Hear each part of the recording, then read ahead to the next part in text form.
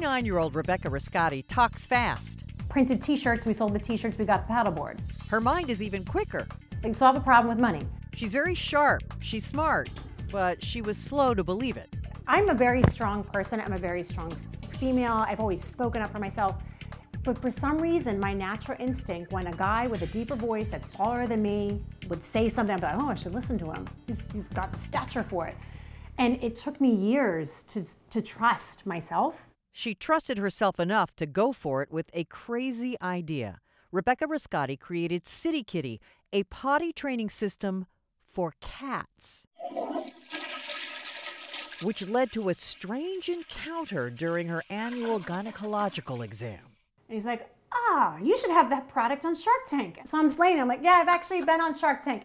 You have got to be kidding me.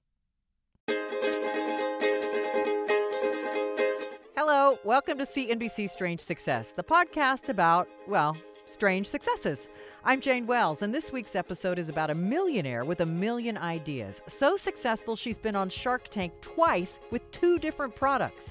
But Rebecca Riscotti's biggest multi-million-dollar hit came to life 15 years ago when she was 24 years old. So it's a toilet training device for cats. So it teaches your cat to go to the bathroom in the toilet so you don't have to have a litter box. You are hearing cell phone video of a cat actually trained using a CitiKitty and hopping up on the toilet to go to the bathroom in the toilet. The device is a litter box which fits over your toilet bowl but under the toilet seat. It has removable sections which start in the middle to create a small hole, and then you gradually remove sections to make the hole larger and larger. As your cat gets used to using a litter box on the toilet and then hearing, its business hit the toilet water, until finally you remove the whole thing and the cat just hops up on the toilet and goes. Potty training can be accomplished in less than a month. It's easier to toilet train a cat than it is to toilet train a kid. All right, that this mother of 3 in Yardley, Pennsylvania became a cat potty training diva isn't the only surprising thing about her. Rebecca Riscotti has been fascinated by consumer products and marketing since high school. So I read a book on the beach when I was a teenager, Paco Underhill's Why We Buy: The Science of Shopping. And I was amazed. I'm sorry, how old were you? I think I was like 17. I picked up this book, and this guy was talking about consumer behavior and how stores designed their stores to kind of manipulate you to do certain things, right? You walk into a department store, and it's no mistake that it is like linoleum in the center aisles, but carpet on the side. Because carpet slows down the foot traffic and slows you down to then browse. And I had that and a love of graphic design, and so I studied graphic design in college and graduated with a degree in graphic design and a minor in business. And then I did what any respectable college student does, and I moved back home with my parents because I didn't have a job. I had no job. Then Rebecca Riscotti did the other thing any respectable college student without a job does.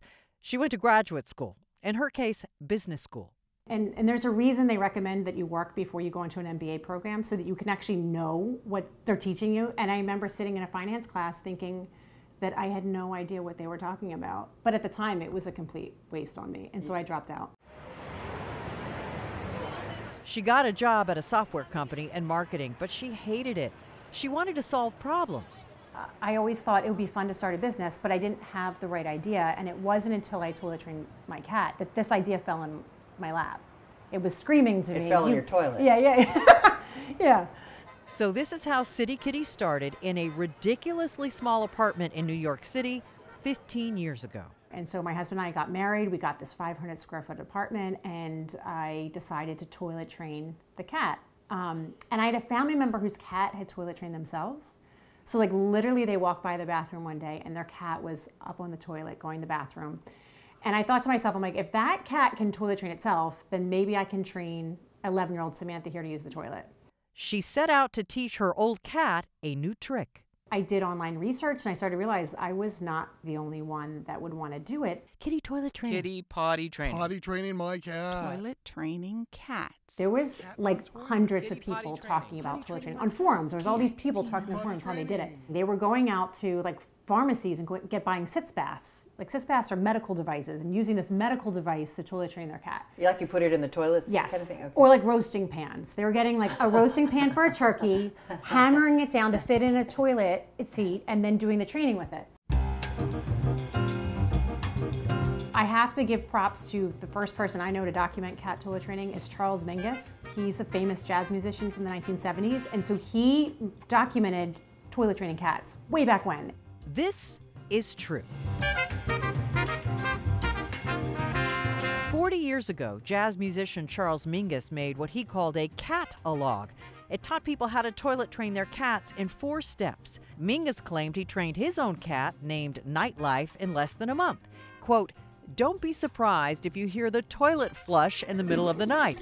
If he hits the flush knob accidentally and sees that it cleans the bowl inside, he may remember and do it intentionally." Mingus's cat-a-log somehow made it onto the internet, and Rebecca Riscotti found it. I was going to do what everybody else did, right? And get this device and jerry-rig it, which is what I did to toilet train Samantha. But then when she hopped up on the toilet for the first time and went to the bathroom in the toilet, I was like calling my friends. I'm like, you have to get over here and see what she can do. She pees at 6 a.m. Come on over. I knew I wasn't the only one that would want to toilet train their cat. You've got like, what, 8 million people that live in New York City, and probably half of them have cats. None of these people want litter boxes. Why does a cat want to go in the toilet? So a cat's natural instinct is to cover the scent of its waste from predators. So back in the 30s and 40s, we didn't have kitty litter. It wasn't invented yet. So we used to use newspaper or whatever, and we brought these cats in and had them live indoors, and they would cover it up in newspaper waste and whatever. And then in the 1950s, kitty litter was invented. It's the miracle product of 1952, kitty litter. Remove the smell of your fluffy indoor friend in minutes. Happy cat, happy flat. Litter boxes are a pain in the ass. They're disgusting. Your cat goes in there, and they're putting their waste in there, and then they're walking in it, and they're walking around your home. The litter is made of sodium bentonite, which is kind of dusty. Cats don't like being dusty, so they end up licking their paws and getting the litter into their systems. That is avoided by toilet training the cat. And in fact, the toilet water does a better job of covering up the scent, which is the cat's goal. So, allegedly, cats don't mind the toilet. And so after Riscotti toilet trained her cat Samantha in late 2004, she created CitiKitty. Total investment up front was $15,000 to $20,000 first to get off the ground. Your own money? Yeah, wedding money. All the money, thank you to all the people who gave me money for my wedding. All the money I got for my wedding, we saved and we started CitiKitty with. Did you know how to make anything? No. So I needed the device, I needed the branding of it, and then I needed the manual. And so I got together with one of my friends that I studied graphic design with, and we made the manual. I made the logo in a weekend. And then I found a manufacturer that was willing to make the prototype for me. How? Just calling. And people ask me this all the time, you know, oh, well, like you must have this in with manufacturers. I'm like, no, you literally just call. Until one of them says, yeah. By early 2005, Rebecca Riscotti had a product. She decided to price it at $29.99. $20 is too gimmicky, right? You know, this is not an as seen on. It's not serious. Yeah, it's not serious enough. Like I'm serious. It'll break. Yeah, I'm serious about cat toilet training, so it's $30. That and you need markup. She says her average profit margin is 400%. Riscotti wanted to name the product Go Kitty, but the domain name was going to cost her $5,000, which seemed like a lot at the time. So her mother-in-law came up with CitiKitty, and by June 2005, they were in business.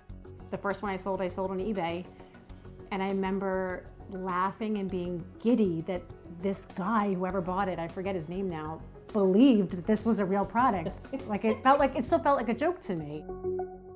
So this is the original CitiKitty that I created. Riscotti is holding up that first iteration of the product. It's shaped to fit over a toilet bowl under the toilet seat and has that series of removable circles which create larger and larger holes. There's also a training manual. In 2005, I think I finished out the year and did like 115 in sales or something like that. And I was like, I was thinking that was great. I was so excited because I was 25 years old and leaving a job at a software company where I think I made $40,000 a year. And so that replaced my income, and I did it within the same year. According to reviews on Amazon, CitiKitty doesn't work 100% of the time. Not every cat is potty trained, but sales now top $800,000 a year. So total units sold to date and total revenues to date, would you say? So almost 300,000 units, 8 million in sales. Riscati has never taken any outside investment, and she has been profitable every year. She's gone on to create other products, which I'll get to in a minute. But first, she had a really big year in 2011 when she appeared on, you guessed it, Shark Tank. I was so nervous. Okay, if you listen to this podcast, you've heard from others who've gone on Shark Tank, like Apollo Peak Cat Wines, Squatty Potty, Drop Stop. But each has a strangely different experience. By the way, I can't help but notice the names of some of these brands, Drop Stop, Squatty Potty, CitiKitty, they seem to have a certain rhythm. In Rebecca Riscati's case, though, she was asked by the producers to come on the show, and she did it for publicity, not for the money. Did you need the money? Did you end up taking the money? I did not need the money. She did originally agree, though, to take $100,000 from shark Kevin Harrington in exchange for a 20% stake in the company. The relationship did not last beyond a test run at Walgreens, and Riscati says she never actually sold him part of the company. She is still 100% owner. Stuff like that happens on Shark Tank sometimes. Listen to the Apollo Peak Cat Wine episode. But perhaps more importantly, two things came out of that experience. First, she got valuable advice from shark Barbara Corcoran. When I filmed the show, Barbara said, and I don't think this made air, but she said to me when we were taping, she was looking at my packaging, which was, 3 rounds of packaging ago, and she said, it doesn't show how it works on the front of the package. And I'm standing there, we're filming, like there's cameras, there's lights, this whole thing. And she says this, and I was like, you're right, it doesn't. I had no idea, I didn't even think about that the product in the front should explain how it works. So I got home after taping and I fixed it, thanks to Barbara. The second thing that happened was that Riscati was completely unprepared for the spike in sales after the episode aired. She was still operating in the basement of her house. She had 400 units lined up ready to go. She'd already appeared on TV before on shows like Good Morning America, selling about 100 units after each appearance. 400 should be plenty, right? After Shark Tank aired, 10,000 orders came in. I didn't understand the difference between being on a show like that and the difference between a normal press hit. I remember 3 months later, my inbox was still, filled to the brim of people that I had never responded to yet. And I remember sitting at my desk and forgiving myself for never responding. And I took all the emails and I just threw them in a folder and I just moved on. Sometimes it's really liberating to just say bye-bye to stuff like that. In the meantime, CitiKitty has become so popular, there is now a full-time employee whose main job is to fight off copycats. Isn't there like Louis Vuitton bags to counterfeit? Like, why are they counterfeiting a cat toilet training kit? But that just says it has the sales numbers to support counterfeiting. But here is one of the funniest stories I have ever heard covering strange success. Can I tell you something embarrassing that happened? I don't know if I was really embarrassed, but This is what happened when Rebecca Riscati went to a new gynecologist for her annual exam. I'm there. I'm laying on... In the stirrups. I'm in the stirrups. I'm laying there. And I had not seen this doctor before. We were meeting very intimately for the first time. And so he's down there and he's trying to make small talk. So he's like, what do you do for a living? And I was like, well, I make consumer goods. And that's usually what I say, because when I tell people I make a toilet training kit for cats or whatever the other products I make, they go, a what for a what? And you get into a long conversation. And if you don't want to be in a long conversation, well then, so I say I make consumer products. So he's down there, right? And he goes, like, I make consumer products. He goes, well, that's really vague. I'm like, now I have to tell him. I'm like, well, I make one of my products, one of my most popular products is a toilet training kit for cats. And he's like, you should have that product on Shark Tank. And I was like, so I'm slaying him. I'm like, yeah, I've actually been on Shark Tank. And he's down there and he's got the drape. At this point, Riscati imitates the doctor, popping his head up over the drape to look at her face. And he goes, I recognize you.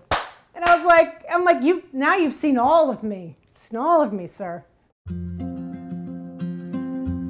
But Rebecca Riscati learned a lot becoming an entrepreneur, and she has some advice, especially for women.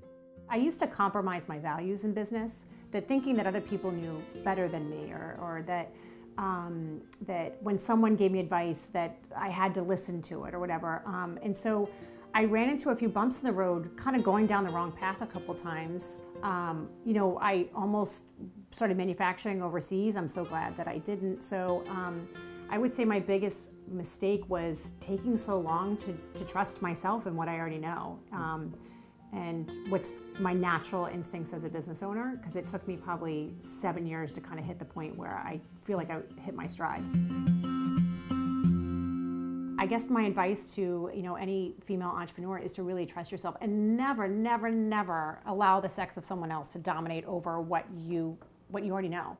This is a woman who does not take herself too seriously, which is probably why she so successfully created and marketed a cat potty training kit. But her consumer goods empire has expanded to other products, though it took her a while to think beyond cats. Her second product was a line of cat treats. She thought everything had to be cat-related. She couldn't think of anything new and different for 6 years. Then someone approached her for advice on marketing a pillow attached to a hoodie called the Hoodie Pillow. Great for covering your ears and head while using a pillow to block out whatever else may be going on around you. So he approached me, he wanted me to invest in the company. I said, no, let me teach you, and I'll tell you what I did. And so I did that. And so he worked through, created a prototype, whole his website, he launches the company, and then the day he launches, it gets like picked up and people start buying it. And then I'm like, oh wait, about the investment, I want to invest in your business. I changed my mind. I don't want to teach you to fish. I want to fish with you. We'll fish together. So then I invested in the company. She invested $100,000 and became a partner and ended up on Shark Tank again with the Hoodie Pillow, the only person to appear twice with 2 different products. Shark Robert Herjavec invested $90,000 in the company for a 20% stake. In all, Rebecca Rascati now has about a dozen product lines, including her newest product called Lovesy, which are sheets for cribs that put a sleeping baby in the center of a painting. So for me, it's always been about creating something that either makes people's lives easier or better or more fun or makes someone happier. And then it's great to make money along the way while you're doing it. Well, I remember when I told my dad that I was going to start this company. My father's an entrepreneur, so that's part of where I got the spirit of, dreaming and planning and doing it on your own, because my dad did that. And I said, hey Dad, I'm going to start a company. He's like, oh, that's great, honey. I said, it's going to be, I'm going to make toilet training kits for cats. He's like, a what? And I remember thinking, yeah. And he was like, all right, whatever you want to do. And everybody laughed. Like they thought, this isn't going to work. They thought it was funny. And then you're the last one laughing when it's selling and you're helping people.